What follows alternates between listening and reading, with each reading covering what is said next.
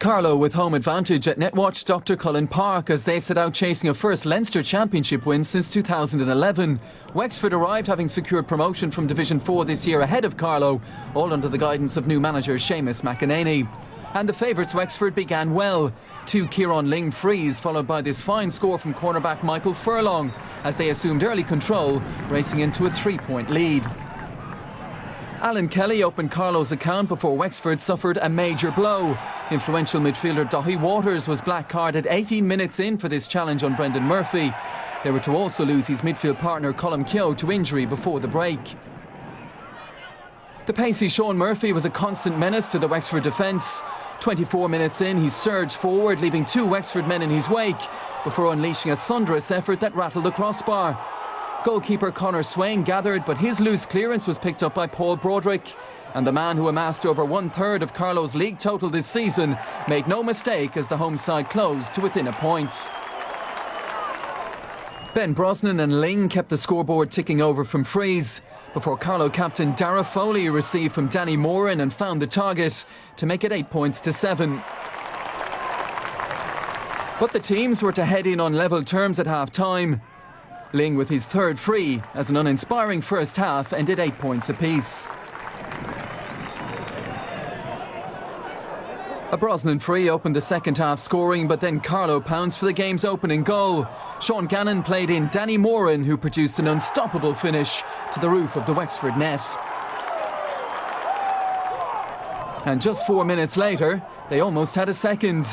Gary Kelly blazing over with the goal at his mercy. Carlow having to settle for the point.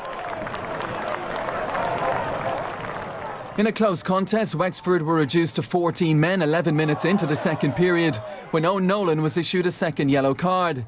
The favourites facing into the remaining minutes a man down. But they soon put that behind them when just 2 minutes later PJ Banville, an All-Ireland semi-finalist back in 2008, got 2 bites at it and the gap was down to the minimum. The impressive Broderick and Murphy continued to show the way for Carlow. Broderick just a minute after the Banville goal on target again as his influence on proceedings continued to grow. But the 14 men of Wexford stayed in touch. Navan Rossiter picking up the breaking ball on the edge of the square to fire to the net.